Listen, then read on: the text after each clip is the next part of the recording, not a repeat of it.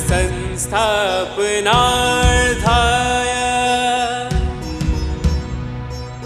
संभवामि युगे युगे संभवामि युगे युगे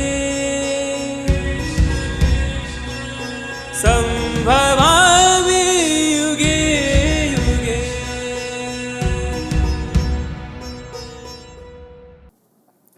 क्या है ये? सबको नज़र आ रहा है? 6 बातें समझनी है। तुम कहोगे 6 बातें कहाँ से आएगी?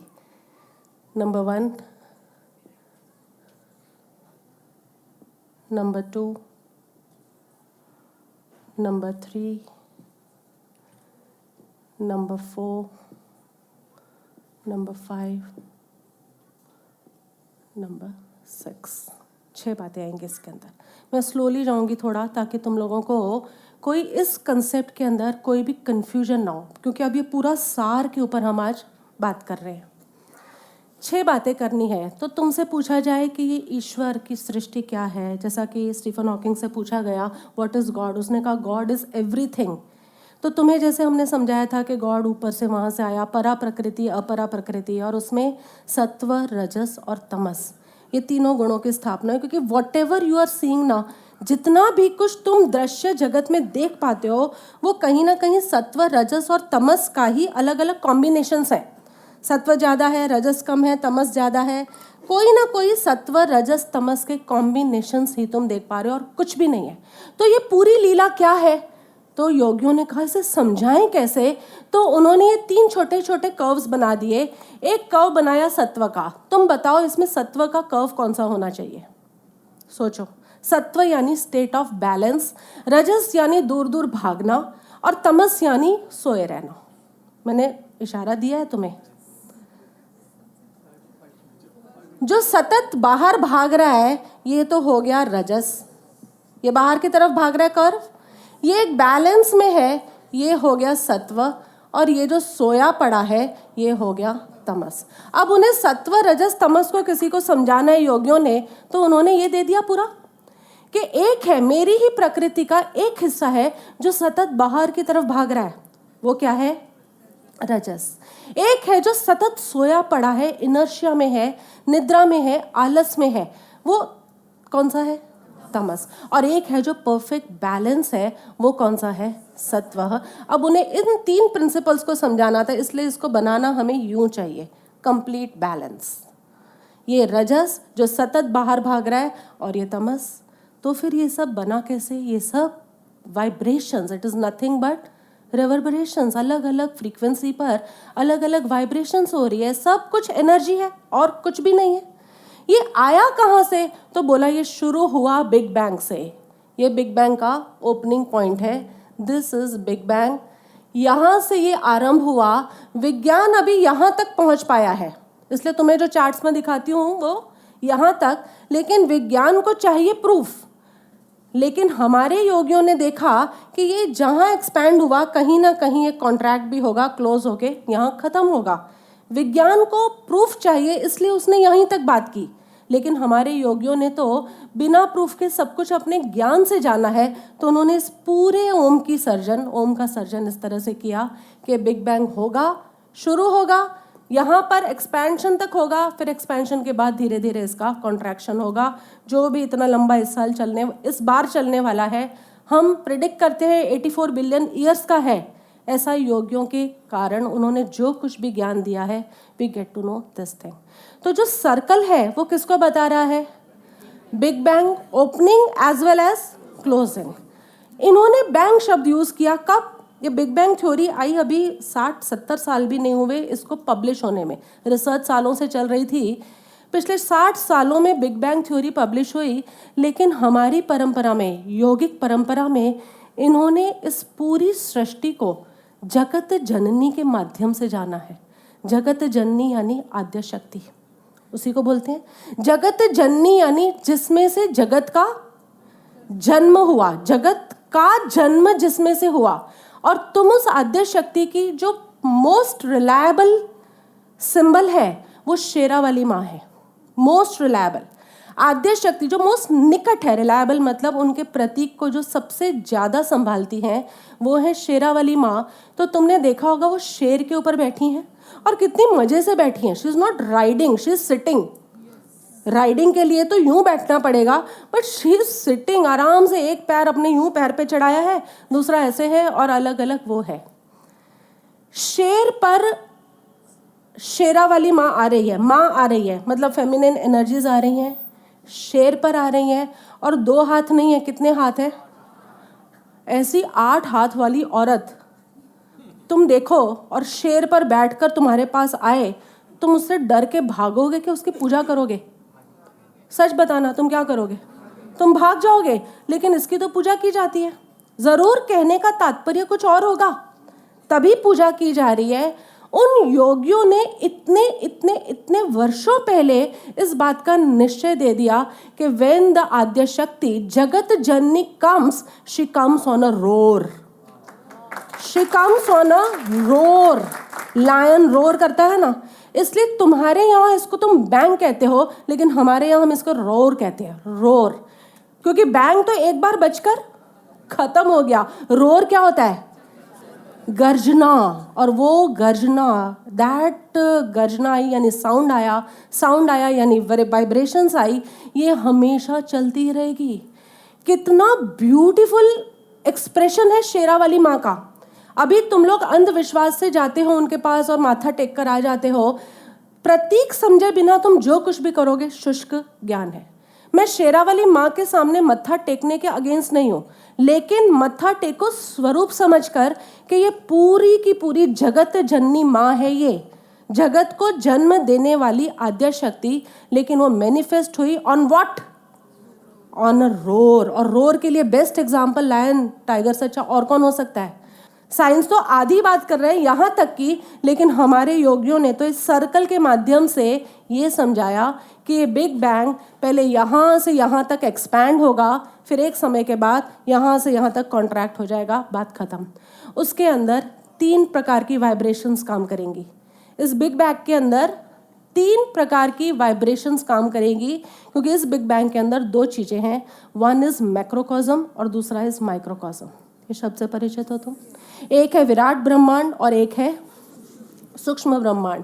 विराट ब्रह्मांड के अंदर भी ये कार्य करेगी और सूक्ष्म ब्रह्मांड के अंदर भी यही कार्य करेगी। सूक्ष्म ब्रह्मांड कौन है?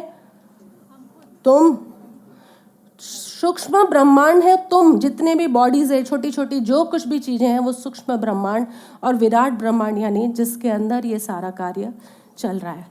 Everything is vibration. अब ये वाइब्रेशंस किस तरह से अपना रोल प्ले कर रही है?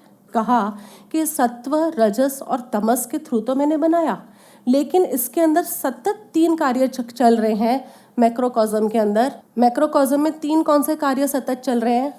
सर्जन, संचालन और विनाश मत बोलो, मेरा दिल दुखता है।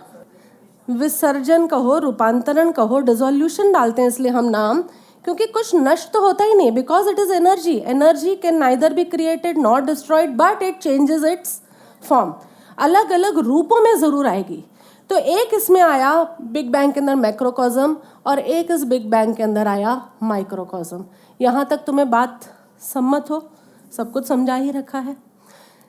बिग बैंग आया, सत्व, रजस और तमस के इन 3 गुणों से इसको गूंथा गया है। गूंथने के लिए कुछ चाहिए हमें, तो इन 3 गुणों से गुथा है।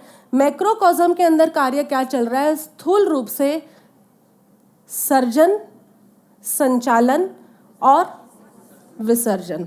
सर्जन के लिए आ, संचालन के लिए उ और विसर्जन के लिए म। ये 3 वाइब्रेशंस एग्जिस्टेंस में आई। आ is the vibrations of sarjan, उ is the vibrations of sanchalan और म is the vibrations of visarjan. सर्जन, संचालन और विसर्जन, ये 3 वाइब्रेशन है। अब तुम मुझे बताओगे कि इसके अंदर आ किसको बोला गया होगा, उ किसको और म किसको? बताओ। ये है नंबर 4, ये है नंबर 3, ये है नंबर 2। 2 को सर्जन में डाले, 3 को डाले या 4 को डाले? कहाँ मैं आ लिखूँ, कहाँ उ लिखूँ, कहाँ म लिखूँ? जिसको पता हो वो हाथ खड़ा करना, गुड़ गु नहीं मत कर देना, क्योंकि फिर तो सभी में सब कुछ आ जाएगा। सेकेंड को मैं दे दूं आ, ठीक है, ओके। इधर से बताओ, बोलो। हाँ प्रशम। थर्ड को मैं दे दूं, हाँ थर्ड को आ दूं, नहीं, जो राइट है इसीलिए मैंने यहाँ लिख दिया। Now you have to answer for ऊ किसको दूं मैं, बोलो कल्पेश। एक मिनट रुको, इधर से बोलो पल्लवी प्रभु। एक मिनट, ऊ किसको दूं मैं?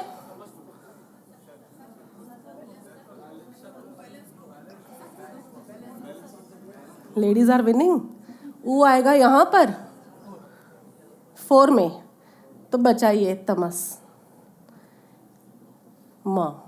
संचालन सतत चल रहा है, सर्जन सतत चल रहा है, सतत नई चीजें सतत बनती जा रही है। उसके संचालन के लिए एक बैलेंस चाहिए।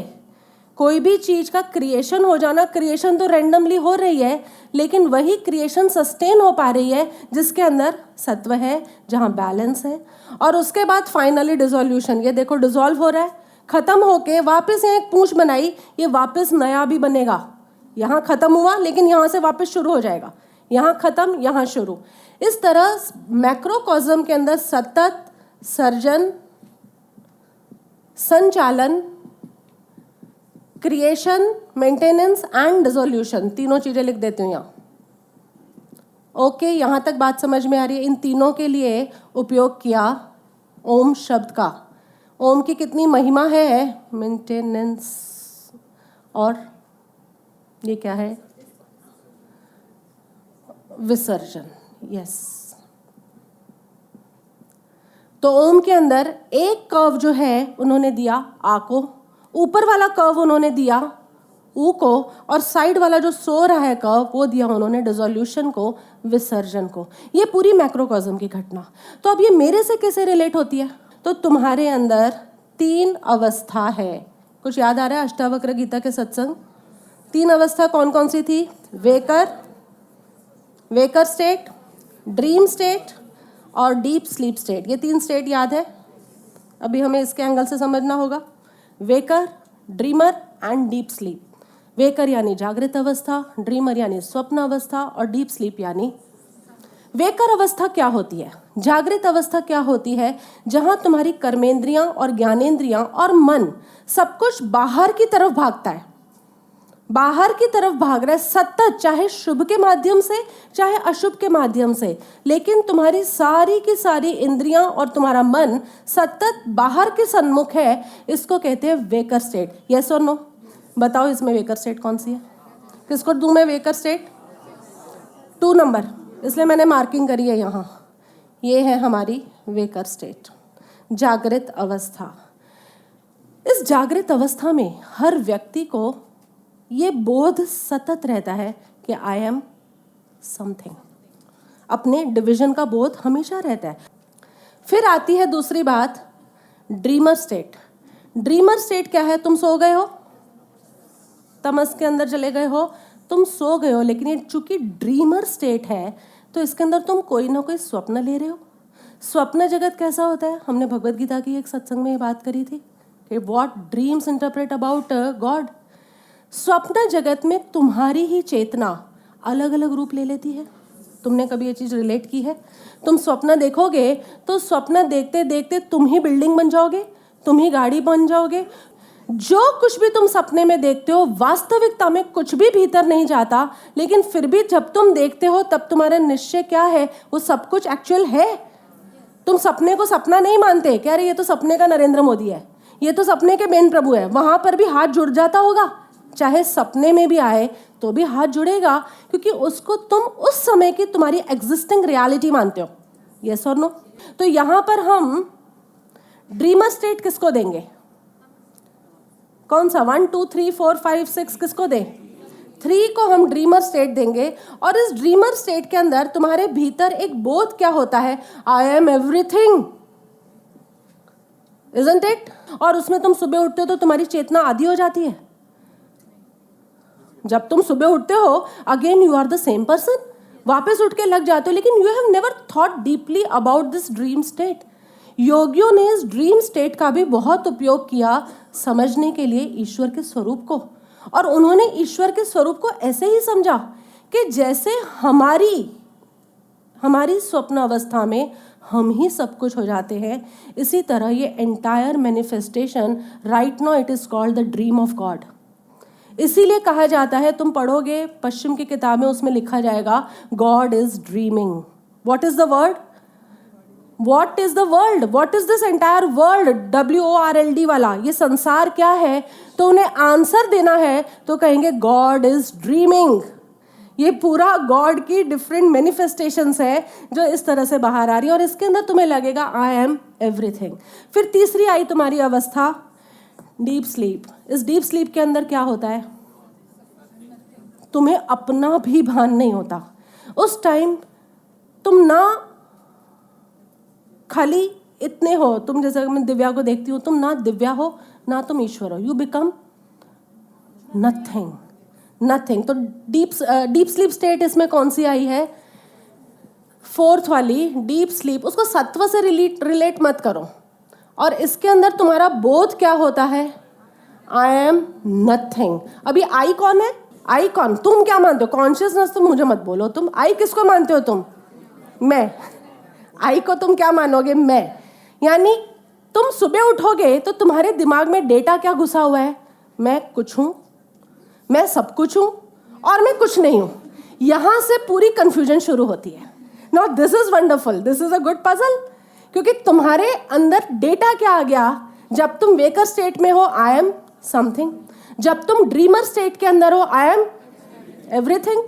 कॉन्शियसली या अनकॉन्शियसली डेटा तो तुम्हारे में यही जा रहा है, आई एम एवरीथिंग। और जब तुम डीप स्लीप स्टेट के अंदर हो, तब तुम में डेटा क्या जा रहा है? आई am nothing. Wonderful. This is a confusion. मैं कुछ हूं, मैं सब कुछ हूं, या मैं कुछ भी नहीं हूं। अब एक ही इंसान ये तीन बातें सोचना शुरू कर दे, I am something, I am everything and I am nothing, उसकी स्टेट ऑफ कंफ्यूजन क्या होगी? तो हमने क्या किया? हमने कहा तुम ये पीछे का छोड़ो, तुम खाली आगे का पकड़ के रखो, आई एम। तुम खाली आगे का रखो, आई एम। अब ये आई एम, लेकिन हमें कंफ्यूजन क्यों हो रही है? कभी हमें लगता है मैं कुछ हूं, कभी जब तुम विफलता में जाते हो, अरे मैं तो कुछ भी नहीं हूं। तुम्हें एवरीथिंग लगता है, आई एम समथिंग लगता है, आई एम नथिंग लगता है। ये कंफ्यूजन होती क्यों है तुम्हें? Why this confusion? Because of this point number 5, जिसे कहा जाता है व्हील ऑफ माया। वेल यानी माया का पर्दा। देखो ये पर्दे की फॉर्म में बनाया गया है। ओम इज अ सिंबल, और ये सिंबल पूरी की पूरी रचना के हर पहलू को समझा रहा है। ओम समझ में आ गया, तत् कौन है और सत कौन है। सत इस परब्रह्म को ही कहा जाता है, लेकिन सत के अंदर उसकी दोनों बातें आ जाती है, मैनिफेस्टेड, प्रकट और अप्रकट। ये ब्रह्मांड जितना मैनिफेस्टेड है, it is considered as only 0.1% of unmanifested ब्रह्मांड। तुम सोचो अनमैनिफेस्टेड का विस्तार, उसकी डायमेंशन क्या होगी, कितना? जो अप्रकट और प्रकट, ये पूरा पहले अप्रकट था सब कुछ, उसमें से प्रकट हुआ। तो सत किसे कहा जाएगा? प्रकट प्लस अप्रकट, इन दोनों को ही सत कहा जाएगा, जो शाश्वत है। लेकिन अगेन इसके अंदर वही कंट्रोवर्सीज आ जाती है। कोई शास्त्र कहेंगे कि सत यानी जो बिल्कुल अप्रकट है उसी को रखो, क्योंकि जो प्रकट हुआ है वो तो डिसॉल्व हो ही जाएगा ना, तो वो सत कहाँ रहा? सत यानी तो शाश्वत। लेकिन फिर भी हम अपनी उस यौगिक परंपरा के अंदर कि सत का भी जो मूल है, ये जो यहाँ प्रकट हुआ है इस ब्रह्मांड के अंदर बिग बैंग के बाद, इसका जो मूल कंटेंट है वो वापस यहाँ सत में जाने पर, परब्रह्म में जाने पर मूल कंटेंट तो संभाल के ही रहता है, मूल कंटेंट कहीं नहीं चला जाता। इसीलिए हर चीज वहाँ उस अज्ञात, उस इनफाइनाइट या उस शून्य के अंदर everything is there, and therefore we can say everything comes from nothing. क्योंकि अगर नथिंग में कुछ होता ही नहीं, ये जितना भी रॉ मटेरियल है ये सारा का सारा वापस उसके अंदर जाकर मिल जाता है। इसलिए सत हम किसको कहते हैं? अनमैनिफेस्टेड और मैनिफेस्टेड। जो अप्रकट ब्रह्मांड है वो भी, और जो प्रकट है वो भी, यानी पूरा जो आद्य शक्ति आउटसाइड इनसाइड दोनों, बैंक के बाहर जो है और बिग बैंग के अंदर जो है, उन सभी को हम क्या कहेंगे? सत। Everything is. प्रश्न कर सकते हो, क्या माया को भी हम सत कहेंगे? माया को भी सत? माया का तो मतलब ही है असत, और उसको भी सत। Yes, from the dimension of this entire creation माया भी सत है, वो भी हमेशा रहती है। जब ये डिसोल्यूशन हो जाएगा, बैंक क्लोज हो जाएगा, तो माया भी वापस अपना बैग बंद करके, लेकिन सब कोई उस पर ब्रह्म के अंदर विश्राम को पाएंगे, सब उस पर ब्रह्म के अंदर समा जाएंगे। इसलिए सत कौन है? The unmanifested world and the manifested world. जो अप्रकट ब्रह्मांड है वो भी सत है, और जो प्रकट ब्रह्मांड है वो भी सत है। सत ये है। और तत् कौन है? तत् यानी तत् इज इक्वल टू वह। ओम क्या है? मैनिफेस्टेशन के हर पहलू, विराट ब्रह्मांड, सूक्ष्म ब्रह्मांड, सत्व रजस तमस, परा प्रकृति, अपरा प्रकृति, सारी डायमेंशंस हैं, वो सारी ओम सिंबल के अंदर आती है। ओम शब्द नहीं है, कोई इसे शब्द नहीं मानेगा। सत में से ओम आया, और ओम तुम्हारे अंदर किस तरह से, जिस तरह से तुम्हारी कॉन्शियसनेस रिवर्बरेट हो रही है, जिस वाइब्रेशंस पर, जो एनर्जीज का पिंड तुम हो, जिस ऊर्जा की हम बात करते हैं, इसको कहा जाता है तत्। यानी पूरा रिलेशन बना दिया। सत यानी ईश्वर, ओम यानी ईश्वर की मैनिफेस्टेशन, और ईश्वर की बाहरी मैनिफेस्टेशन से हमें कुछ लेना देना नहीं। हमारे अंदर वो ओम किस तरह से है, तो उसे कहा वो वह है। वह मतलब कॉन्शियसनेस, ये बात ठीक है, लेकिन वह मतलब है वह उसके जैसा है। वह और सत यानी तत् और सत दोनों हमेशा एक जैसे रहेंगे। जैसा सत है वैसा ही वह यानी तू है, तेरा भी स्वरूप है। This is the explanation of 3 words.